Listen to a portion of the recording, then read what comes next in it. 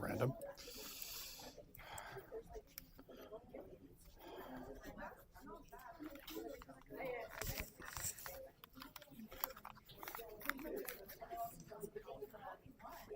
Oh, screen down.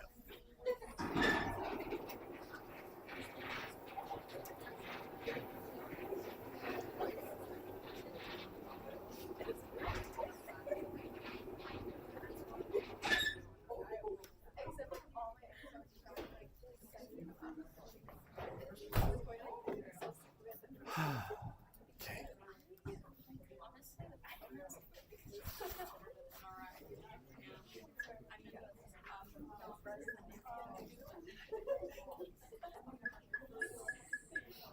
Alrighty. Let's get started here. Happy Friday. All right. Second Friday of the semester. So that is something. Anyway. Maybe I'll shut that door. I don't know why. Open doors to classrooms weird me out. I have no particular reason. I just don't like it.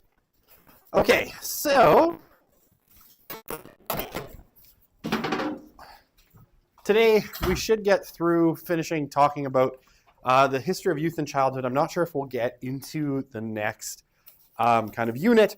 One thing I will say, so I spent pretty much all day yesterday adding a whole bunch of slides to the next unit, right? So the one that's on E-Class as the cultural worlds of millennials and Gen Z. So if you have, I honestly darn near redid the whole thing with a whole bunch of really up-to-date information from a book that came out last spring. So, and I've been meaning to update it, and I finally, spent the day. I read the entire book and noted down some of the cool and interesting stuff. And I can say it's going to show up all over the course now because there's a ton of really, really interesting information, especially about millennials and Gen Z in there. That fit in with other stuff that I'd been doing, but it's just more up to date and more interesting. Okay, so if you had downloaded it before, I know some people get ahead and sort of download the slides and start making notes on it well in advance of where I am. That one you're going to have to go and some of it's the same, but probably the first third of it is all brand new. So you'll have to go ahead and I think re-download that. So like I said, we probably won't touch on it a ton today. We're just going to get started on it, if anything. But just so you know, right, if you had previously downloaded it, go ahead and re-download it. And I uploaded a new PowerPoint and a new PDF of it. Okay, so where are we at? I don't even know if there's a question slide anywhere. Okay, still the same Slido code for the question and answer. Okay, so deep breath. Sorry, the morning is a little out of it this morning. All right. Basically, we ended off last class pretty much here, right? Talking about the impact of the 60s and 70s. And I don't think you can understate how important the 60s and 70s were to kind of transformations in the culture of North America in particular. Fundamentally going from a pretty traditionalist, pretty kind of communally oriented society to a very, very individualistic one. And again, the change driven principally by the silent generation, and then a lot of those changes sort of picked up by the baby boomers. Oh, and I looked up, because Mia had asked a question last time about how many, essentially how many babies were born in Canada during the baby boom. So I looked it up. So there were, prior to the baby boom, in 1945, there were 12.6 million people in Canada. And during that subsequent, essentially a little less than 20 years, right? 8.6 million babies were born to a population of 12.6 million. So, if you total Canada and the US, right, we're talking about essentially 85 million people born during the baby boom. So massive in terms of its kind of cultural impact and its impact on our population, right? Okay. So, yes, the 60s and 70s. Okay, so I'm going to pivot off a little bit from what I would kind of call the mainstream kind of Anglo-white kind of histories, right? Because obviously there are some alternative sort of histories and groups that wouldn't have experienced, say, the 1960s or the 50s or any of these periods kind of in a similar way, right? Because they came from different cultural backgrounds. So I'm going to start in Canada. We're going to start in La Belle Province, the province of Quebec. Basically around, kind of the 1940s. So what happened, in the 1940s, and going forward, Quebec's experience of kind of the post-war period is very, very different from, the rest of Canada, from English-speaking Canada, and from the United States. And for the most part, Quebec remained a lot less educated and a lot poorer for a lot longer than these places. Now, this is generally put down to the influence of the Roman Catholic Church, and particularly to the fact that there was a really close kind of alignment between the government of Quebec, run by the Union Nationale government in Quebec, whose head was Maurice Duplessis, who had essentially ruled the province for decades. So, Quebec, in lots of ways, and this is true of a lot of places that the Catholic Church essentially dominated during this period, was a step behind, right? The Catholic Church continued to dominate things like education, healthcare, and social services well into the 1960s, and even beyond, right? It took a long time for the government to sort of wrest it away. And you had the same kind of baby boom go on in Quebec as happening in the rest of Canada, which caused a lot of social dislocation. Now, what happens in the 1960s is Duplessis dies, right? He passes away, and basically it's replaced by a liberal party in Quebec. And the Liberal Party in Quebec essentially has as its goal to move Quebec forward and split it away from the Roman Catholic Church. And as it goes, Quebecers, in lots of ways, had more or less had it with the Catholic Church as well, and the kind of domineering role that Catholicism played in Quebec society. So we think of Quebec as a very religious society at the time. I think there's evidence to point that, you kind of had to be at least officially Catholic in order to access a lot of social services, but there was probably a lot of, shall we say, grumpiness towards the Catholic Church and sort of, a little bit of a myth of past piety in Quebec, suggesting that, people were all super religious. That was true of some people. It was probably not true of everyone. However, Quebecois, identity and Catholicism had been linked because of, essentially the English takeover had linked being Catholic and being French Canadian rather, or Quebecois, together in really close ways. And in the 1960s, that essentially kind of breaks. While Quebecers will continue to consider themselves Roman Catholic, for the next few decades in a majority way, they sort of quietly reject the Catholic Church. And this is why it's called the Quiet Revolution, because instead of like having a big revolt, people just kind of walk away, right? Church attendance in Quebec crashes through the floor. And basically the Liberal government will come and essentially sort of wrest all of the major social institutions out of the hands of the Catholic Church and essentially what we would think of as nationalize them, right? So the hospitals, the schools, and the social welfare system all essentially get sucked into the Quebecois provincial state. And yeah, I mean, some of the kind of numbers, right? If you look in the 1950s, only 13% of Francophones completed grade 11. This is compared to about 60% of the rest of Canada, right? So they were lagging far behind in terms of education. Large Francophone families, driven by the Catholic Church's official ban on contraception, principally, which led into the government banning it, were the norm. And we're talking about families of somewhere between 5 and sometimes, in the teens, right? And I mean, my family's not Quebecois, we're French Canadian, but my mom's family very much affected by this in northern Alberta, and she comes from a family of 14.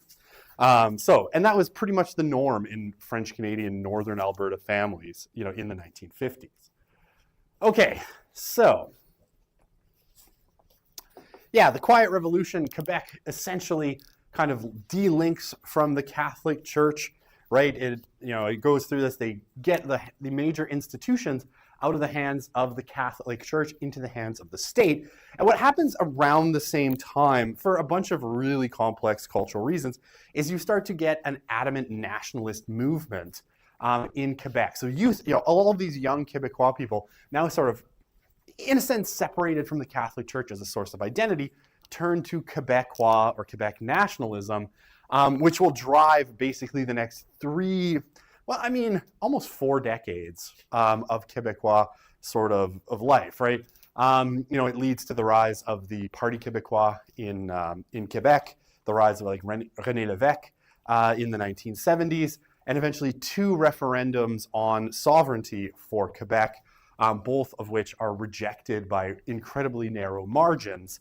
And kind of the slow and inexorable pushing out of Quebec's Anglophone population, especially in the Montreal area, right, where there's been this long sort of attrition of Anglophones out of Quebec as Quebec has become a more and more unfriendly place for Anglophones because of these policies. Alrighty. Okay, so one of the big, shifts socially it's true in Canada, the US, and to a much lesser extent in the UK, since essentially the end of the 1960s, has been one of increasing racial diversity, right? What happens in the end of the 1960s is essentially that for Canada and the US, they had largely drawn their immigrant populations, and they'd always had a large number of immigrants coming to both countries, but they'd broadly drawn them from Western Europe, right? So from Western Europe, you had a lot of people coming, and it came in waves, right? You had the Italians, you had the Irish, you had, Polish people, Ukrainians in Canada more so than the US, and lots of others, right? So, and from France and the British Isles and Germany, right? We've had these different kinds of waves of immigrants coming to Canada. Following the end of the Second World War and the reconstruction of Western Europe under the Marshall Plan, run by the United States, and really the rise in European prosperity, the impetus to move from Europe to North America really dries up, right? The other thing that happens is the poorer part of Europe, the one that's kind of in Central and Eastern Europe, where probably what would have happened, if history had been a little bit different, is there would have been a shift where you would have had more Poles, more Ukrainians, probably more people from the Balkans, from Czechoslovakia, what was at the time Czechoslovakia, Eastern Central Europe, moving to Canada and the US, right? And maybe even from, like a total alternate history from Russia. But what obviously happens after the Second World War, in Churchill's terms, right? From Stettin in the Baltic to Trieste in the Adriatic, an iron curtain descends across Europe. So basically that's the split between the kind of communist states that are controlled by the Soviet Union, the so-called Warsaw Pact countries, and basically the Soviet Union and its communist allies in Eastern Europe essentially cut off all immigration from the poorer parts of Europe. And so suddenly, these societies that have been used to high European immigration don't have any anymore, right? There's not people coming from the Soviet Union because they're not allowed, and the communist countries because they're simply not allowed in great numbers. Okay, so in order to kind of keep population growing, post-baby boom, as into the 1970s, fertility or the total fertility rate is dropping below replacement. Canada and the US start to turn to other sources of immigration. And so you get more immigration first from Asia and Southeast Asia, Latin America, eventually the Middle East, North Africa, and Sub-Saharan Africa all get pulled into the mix, right? And places like China, Vietnam, the Philippines, all come in sort of waves. What this does essentially is sort of change the racial dynamics in North America generally, right? You go from being almost homogeneously white societies with a few small groups of minorities to, now the major cities in Canada and a lot of parts of the US, you would call them majority minority cities, right? Where there is no single group that is a majority. Like Vancouver, there's no majority kind of racial group, right? Same thing with Toronto, right? Toronto, is a majority minority city, and this is becoming increasingly the norm across across Canada and across the U.S. Obviously, rural parts of the country a little bit different, but eventually that'll probably happen as well. So, this obviously causes a lot of racial dislocation and a lot of kind of cultural kind of issues and conflict, right, on a political level. And I think, we're seeing a lot of that play out, I think, really since 2016, right? Since the election of, it was happening before that, but since the election of Donald Trump, I think really was a sort of inflection point where it kind of burst into the open, and you had this real pitch of like, especially white, rural, or red state kind of Americans, who are worried about the impact of, their shift from the majority to basically the minority. And it's entirely likely, I think, based on the demographics, that Gen Z will be the last, in the US, will be the last majority white generation, right? So I think when I looked at the numbers yesterday, it was basically about 52.4% of Gen Z Americans are white. And then, that's going to sink below 50% for whatever they call the next generation. I think Gene Twenge's calling it Generation Prime, which I think is a terrible name. Or the Polars. She calls them the Polars, which is a terrible name. Or I've heard Prime or Generation Alpha. They're all terrible names. To be fair, Gen Z is also a pretty terrible name, which I hope gets replaced at some point. It seems to be sticking though, which kind of sucks for y'all. They tried to call millennials Gen Y, but eventually millennials rebelled and took on the name millennial, which is much better. Okay, so yeah, we're going to see, and we're seeing it in Canada to a lesser extent, I think, kind of racial politics starting to play a role in some places. Okay, so very quickly, because I do want to kind of jump into the next unit if we have time. We have a lot of, obviously there's a legacy of kind of two major kind of movements from like the 18th century forward. I guess, even a little bit earlier if we talk about slavery, right? So really, let's say from about, the 15th, the end of the 15th century through the 16th, 17th, 18th, and 19th centuries, the legacies of obviously colonialism and slavery, right, that play a role for a lot of minorities, and particularly Black and Indigenous minorities in North America, right? So you probably want to put the kind of beginning of the age of colonialism somewhere around the end of the 15th century, right, with the arrival of Europeans in the Caribbean, right, in the New World. And, debatably colonialism, some people will say colonialism is ongoing, and I think that's an interesting argument, but a kind of official policy of colonialism and imperialism probably, no earlier than around 1939. Certainly by the end of the Second World War and the end of the 1940s, colonialism and like the European empires are all sort of falling apart, right? The war sort of saps all of the capital that they have to maintain their large empires. South America, has the first experience of European colonialism with the Spanish and Portuguese. North America is only slightly later with the French, English, and I guess the Spanish, if you talk about the southern part of North America as well. What it was driven by, we want to talk about youth movements. Colonialism in lots of ways, was driven by a search for resources, but also the fact that, because of improvements in agriculture primarily and gradually in medicine, Europe had a large surplus of young people, especially young men, that it was having a lot of trouble, how shall we put this, finding something for them to do that was constructive, right?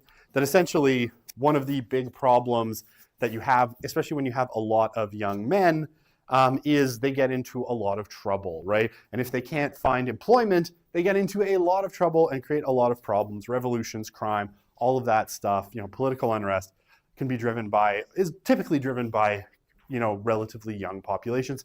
And Europe had them in abundance because, there'd been these transformations in how much food you can grow.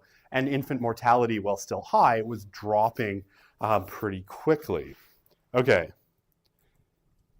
so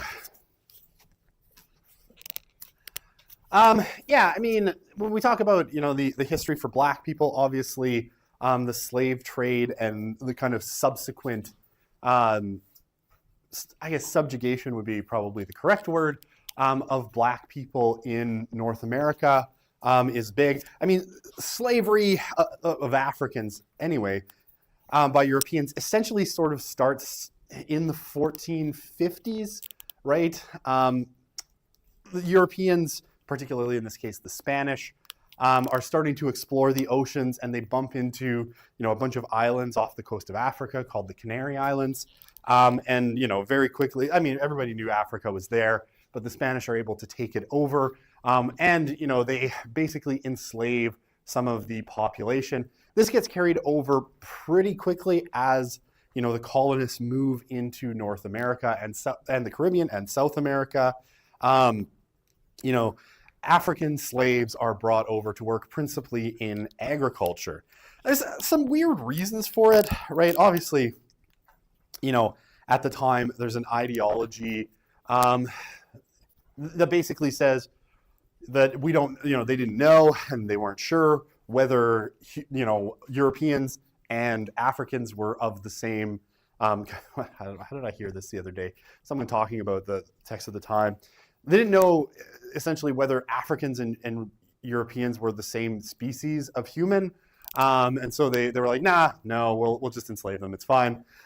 Obviously terrible. And then, they sort of justified it in different ways, with, eventually Darwinism and the coming of the theory of evolution, saying that Africans were less evolved and all of these sorts of things. And they proved it through all sorts of things like measuring skulls and all this crazy garbage. But basically, right, they enslave a lot of people. There's also one really weird kind of historical fact that probably also drives the adoption of African slaves, and why you saw a lot of African slaves in the south of what's called the Mason-Dixon line. And you didn't see as many of them north of that line.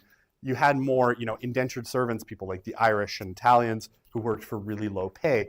And it's the fact that south of the Mason-Dixon line, you had a disease that the Europeans actually imported accidentally from Africa called malaria. And Europeans, for lots of reasons, mostly that they'd never encountered malaria in the natural environment, are super susceptible to malaria and die in really high numbers from it. Africans, on the other hand, who lived on and had been on a continent where malaria was endemic for millennia, are much less susceptible to it, especially those that have a medical condition called sickle cell anemia, which is super common in people of African ancestry, specifically because you can't get malaria, right? The malaria parasite can't live in the blood cells of people with sickle cell anemia. So when you imported a lot of European workers to work in agriculture south of the Mason-Dixon lines, this includes, everything south of essentially Virginia in the US, the Caribbean, and, South America, where you had lots of slaves in places like Brazil as well. What you ended up with is a lot of those European workers getting bitten by malaria-carrying mosquitoes and dying. So, African slaves had a couple of advantages. A, they didn't tend to die from malaria at particularly high rates. And of course, though indentured servants are not particularly expensive, slaves are even cheaper, right? Because once you own them, you don't have to pay them at all. Now, this lasts, slavery, essentially lasts from the beginning of the 17th century in North America until the middle part of the Civil War, or so the end of the middle part of the 19th century with the American Civil War. It had been abolished in England a little bit earlier than that, right? At the beginning of the 19th century, you have people like William Wilberforce and a bunch of evangelical Christians who become convinced for a lot of cultural and theological reasons that Africans are human beings just like everybody else, and that enslaving them is an unchristian thing to do. Wilberforce, convinces the British Parliament to outlaw slavery outlaw the trade of slaves in the British Empire by 1807. But if you owned slaves, you were allowed to keep them, which lasts until 1833, when slavery is abolished altogether. I mean, amongst other reasons, this is why Canada gets rid of slavery. Though we didn't have a ton of slaves, we did have them before the Americans do because of the influence of the British. Yeah, and I mean, basically the U.S. Continues with slavery. Slavery had sort of been allowed by the founders of the United States because otherwise the southern states were not going to secede from, or not going to join the northern states in their battle against the British. So they allowed slavery to continue, and eventually, right, it comes to a kind of tipping point where those same kind of cultural influences that were happening in Britain say we can't keep having slaves, and eventually, you know, the Civil War is fought, the most destructive war of any war till that time, from 1860 to 1865. And following that, right, the slaves are technically freed, but you do get a continued kind of rampant racism against slaves in the following period, right? And basically from the middle part of the 19th century with the end of the Civil War till the middle part of the 20th century, African Americans, you know, former slaves and their descendants exist in a sort of liminal space as sort of second-class citizens. You know, initially, right, they were granted a bunch more equality, but that's pared back really quickly as sort of the privileged white people realize that, you know, say allowing all of these freed slaves to vote in large numbers is going to eventually, you know, cause them to demand political rights, and so they try to kind of pare that back. These laws broadly, you know, amongst others, segregation laws that say, okay, we're going to have separate institutions for blacks and whites, and it comes this idea of what they call separate but equal, which is upheld by the Supreme Court in,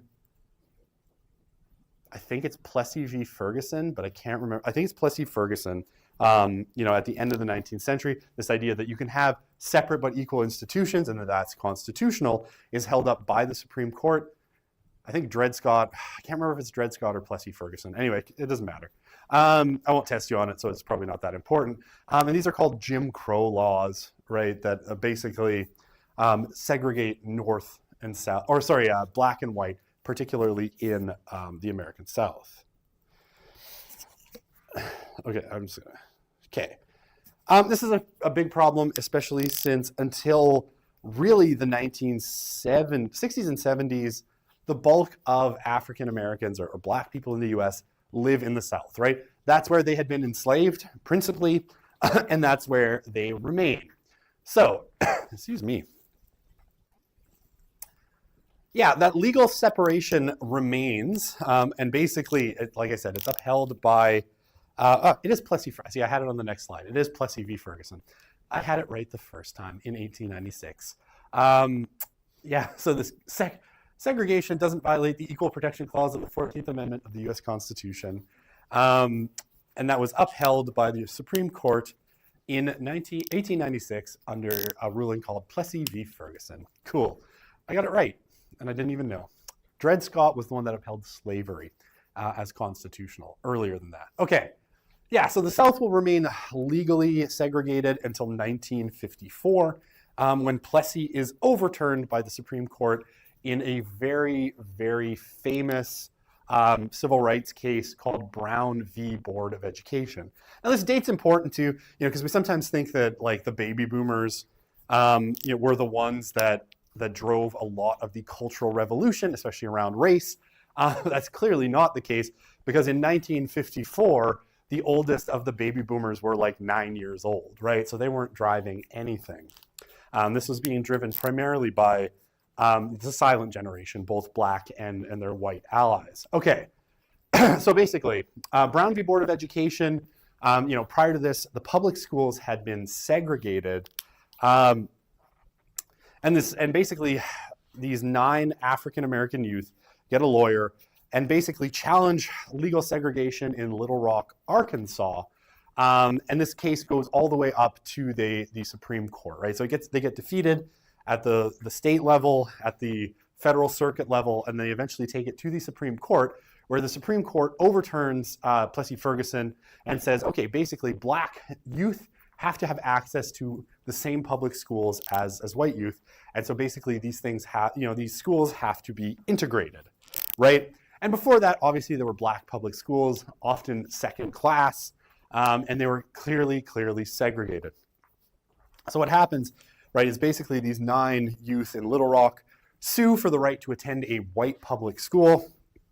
They win, they're allowed to attend, and the first day that they try to attend, they have to be escorted into the school by the National Guard, so like the US Army, because there are so many protesters at the school protesting it, and the local law enforcement, the Sheriff's Department in Little Rock, essentially refuses to guarantee the safety of these students. I think only 6 of them end up graduating from that particular high school, right, because the students inside are not super friendly to them either.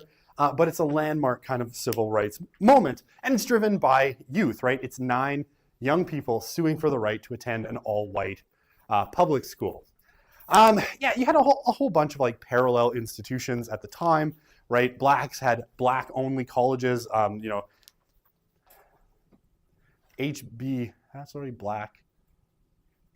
I think they're all historically black colleges. Or historically black universities and colleges, right? Basically separate institutions that have been set up so black people could attend college, but not with white people. All of this is ruled essentially unconstitutional. And there's all sorts of things, right? So if you remember the case of Rosa Parks, right? The official segregation laws said black people had to sit at the back of the bus. Only white people could sit at the front of the bus. There were things like separate water fountains for black people and white people, separate bathrooms for black people and white people, and supposedly, this might be urban legend and it might not be, the Pentagon, right, the U.S. Defense Building, right, where the military is set, in Virginia, which had these sorts of laws, supposedly has about twice as many bathrooms as is needed for the size of the building, because you had to have black and white bathrooms in the building. So that was ruled, all sorts of stupid things, right? Restaurants had to maintain black and white seating areas, all sorts of stuff. And this was not just the racism of the restaurant owners. This was actually mandated by law, right? That you had to have these things. So when you get to things like the sit-ins at Woolworths, right, which was this chain of pharmacies that also ran a lunch counter, only white people could sit in the restaurant. Black people could still order, but they had to do it at a window at the back, right? These are the kinds of things that black people were protesting. Okay.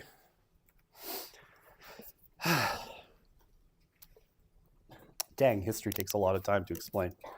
Okay, so African-American youth or black youth played a key role in the civil rights movement as well. And this was both because they're obviously enthusiastic to change things, but also it was by design, right? They wanted, the leaders of the civil rights movement, people like Martin Luther King Jr., understood that putting young people on the front lines created a really powerful image, right? And especially, they were not really interested in what people in the South thought. They were more interested in how it would be perceived in the North, right? In the northern part of the United States, especially the Northeast, right? New York, Boston, all these kinds of major centers on the East Coast.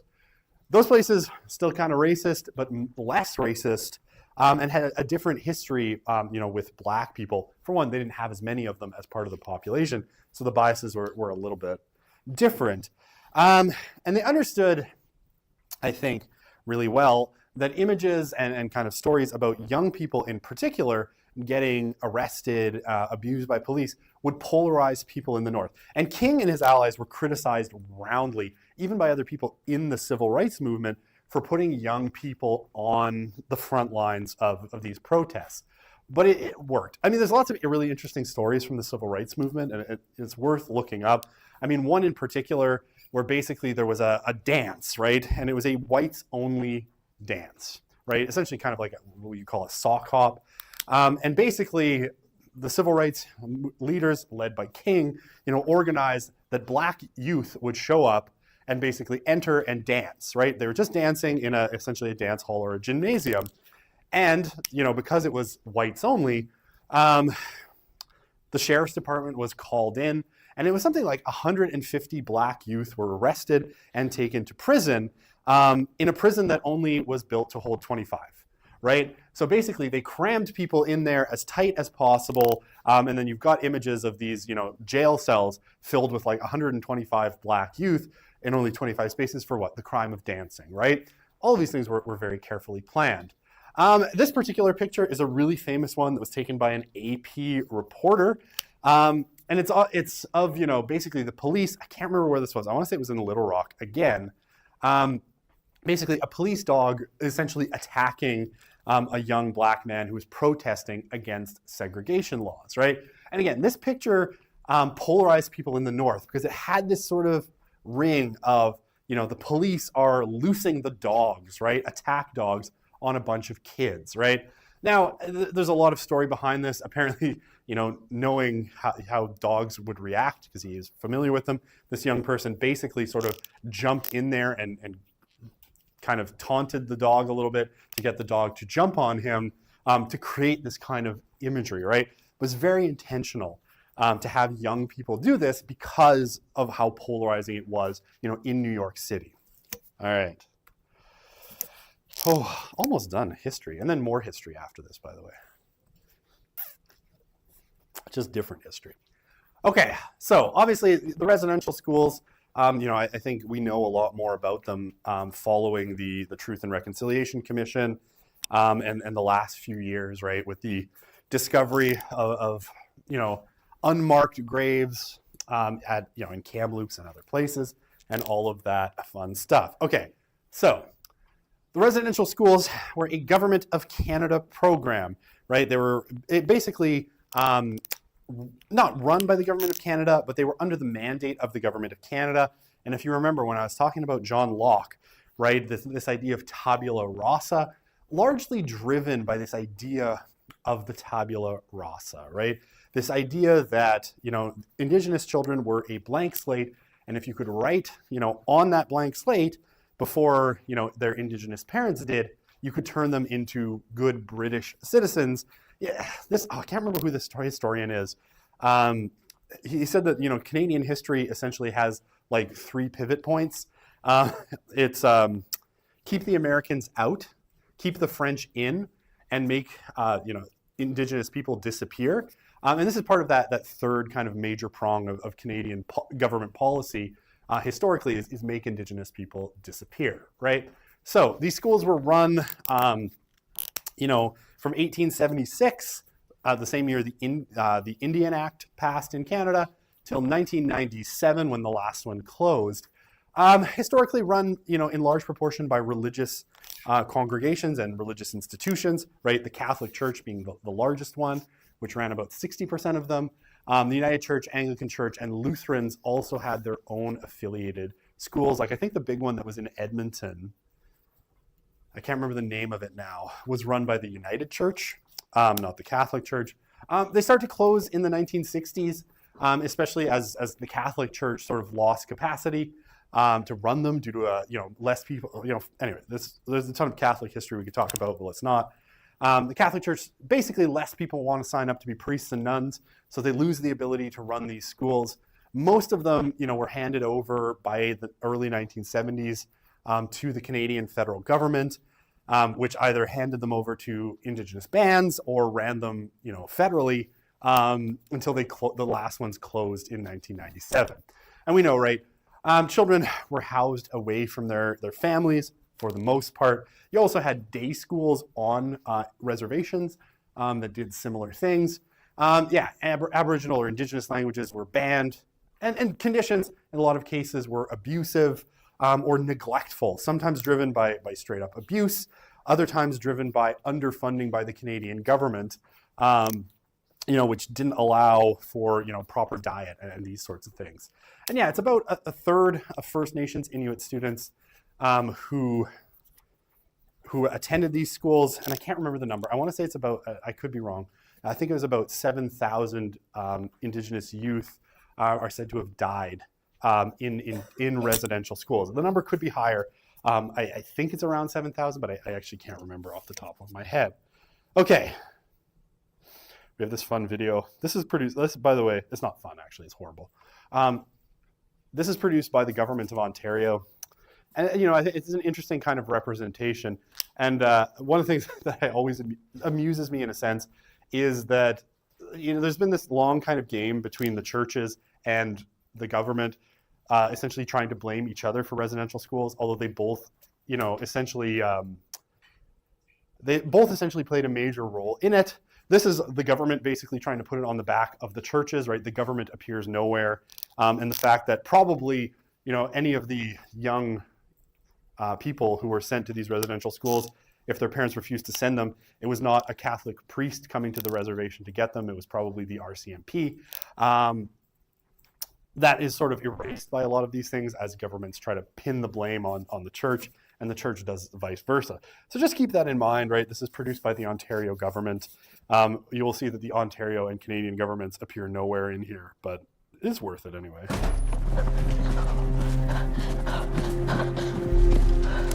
Johnny wanted to go back home. It was 1,000 kilometers away. They forced him to go to the Indian residential school. More than 150,000 of us children had to go. They wanted to change us. Our Father in heaven, hallowed hallowed be your name. Hallowed be your name. Thy kingdom come, Thy kingdom come, thy will be done. Thy will be done. Kill the Indian and the child. It's been called cultural genocide. I survived residential school. My brother Johnny did not. Chani Wenjack was one of thousands of children who died due to Canada's residential school system. More than 80,000 survivors and their families still live with its legacy today. Okay, so I already said this, but I'll quickly just review. Right, the goal of residential schools, right? You kind of heard it in that clip. Kill the Indian in the child was sort of I think it was John A. Macdonald that sort of put it that way, if I recall, or one of his acolytes. Right, so basically the idea was get them off reservations, make them not Indigenous, make them just Canadian, and basically make the perceived problem of Indigenous people for the Canadian government at the time disappear, right? So it's an assimilationist policy, one that aims to, Christianize and Anglicize for the, essentially, the people on these reservations. And yeah, it was this idea, right? If you could get them early enough before something's on that tabula rasa, you could turn them into British citizens, essentially. Well, yeah, it's been referred to as a cultural genocide, an attempt to expunge not so much a population, but its culture altogether from Canada. And obviously, horrible legacy and it failed in major ways. But I mean, there are some lingering effects, and again, it's not, sometimes it seems like it's ancient history, but the last one, they were still operating in large numbers in the 1960s, and the last one closed in 1997. So it's far from ancient history. Indigenous languages in Canada have all but disappeared, right? There's active efforts today to kind of revive Indigenous languages, and some really interesting research suggesting that where, people say in an Indigenous community speak Indigenous languages, there's far less depression, alcoholism, drug use, and suicide. That cultural continuity seems to matter a lot. But I mean, under the kind of relentless push of English and to a lesser extent French, Indigenous languages continue to decline. And there's good reason to think that many of them will disappear within the next few hundred years. Next 100 years, there's a suspicion from the UN that most Indigenous languages are going to disappear in places like Latin America, Eurasia, principally in Siberia, where Russian is sort of slowly destroying them, and then in North America, where English is superseding them. And yeah, physical and sexual abuse by adults and other students occurred regularly in these schools, which has left a lot of people with what you would call intergenerational trauma, right? Severe psychological conditions, and also just the separation from culture, which left a lot of young people coming out of these schools disconnected from their own cultures, with no real way back, or the road back has been very long and difficult. And that was combined with, federal government policies in Canada that banned a lot of Indigenous cultural practices. Most famously, the potlatch and the Sundance were both officially banned by the Canadian government until well into the 20th century. Okay, I guess I don't have time to start another unit. I could. I have 3 minutes. No. Oh, wait. I have a question. What was the baby boom era the reason why 18 is considered to be adult legal age? Not really, no. I mean, that was established prior to that. I can't remember why that is considered to be the age of majority, but it was established prior to the baby boom. Yeah, Mia, sorry.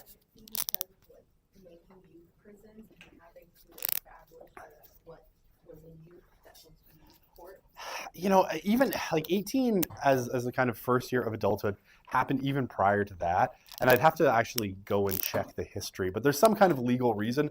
I just don't remember, but you find it in British common law, in the 16th and 17th centuries, that's like the age of adulthood. So I don't know why, but I could probably find the answer. All right, why don't let's leave it there. We'll see you on Monday. And I guess Monday is a good time to start talking about the cultural world of generations. Okay.